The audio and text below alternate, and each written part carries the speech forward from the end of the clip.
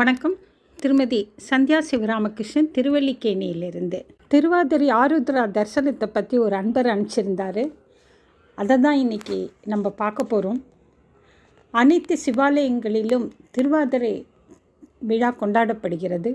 ஒவ்வொரு கடவுளும் அவதரித்த நாளில் அந்தந்த கடவுளுக்கு ஜெயந்தி விழா கொண்டாடப்படுவது வழக்கம்.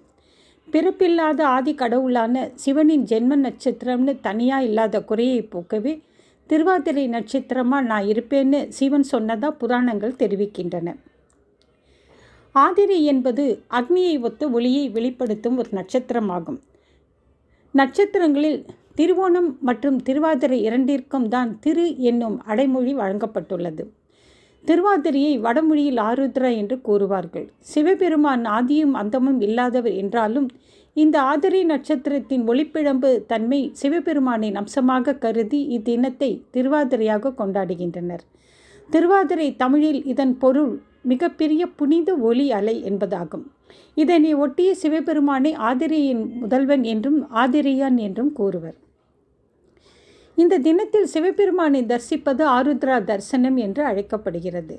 சிவபெருமான் நெருப்பு உருவமாக தன்னை வெளிப்படுத்தி காட்டியது சிவராத்திரி நன்னாள். சுவாமி தான் இப்பூமியில் ஆவிர்பரித்து நின்ற, அதாவது தோற்றுவித்த நாள் ஆருத்ரா நன்னாள். சிவராத்திரி அன்று அவரை வழிபட்டால் பலன், ஆருத்ராவன்று தரிசித்தாலே பலன். மார்கழி மாதத்தில் தில்லை சிதம்பரத்தில் மற்றும் ஆரூர் கோயிலில் கொண்டருளிய நடராஜ பெருமானை மற்றும் தியாகராஜர் பெருமான் தரிசிக்க தேவர்கள் ஒன்று கூடுவதாக ஐதீகம் உண்டு. மார்கழி திருவாதிரை நட்சத்திரத்தன்று ஆடியது ஆனந்த தாண்டவ நடனம். இந்த தாண்டவ நடனத்தை தரிசிப்பது பெரும் பேராகும். மார்கழி திருவாதிரை தினத்தில்தான் பதஞ்சலி முனிவருக்கும் ஆதிசேஷனுக்கும் தனது திருநடன தரிசனத்தை காட்டினார் தில்லை நடராஜ பெருமான்.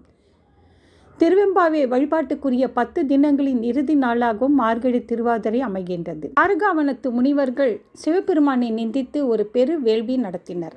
அதாவது அவர்களின் கோட்பாட்டின்படி கர்மத்தை மட்டும் செய்தால் போதுமானது, கடவுள் என்பவர் கிடையாது என்பதுதான். அவர்களுக்கு பாடம் புகட்ட வேண்டி கைலைநாதன் பிச்சாடனர் வேடமேற்று பிச்சையெடுக்க முனிவர்களின் இல்லங்களுக்கு சென்றார். முனிபத்தினிகள் தம்மை மறந்து பிச்சாடனராகிய சிவபெருமான் பின்னே செல்லலாயினர். இதனால் வெகுண்ட முனிவர்கள் வேள்வித்தீயில் மத யானை, முயலகன், உடுக்கை, மான், தீப்பிழம்பு என்பவற்றை தோற்றுவித்து சிவன் பால் ஏவினர்.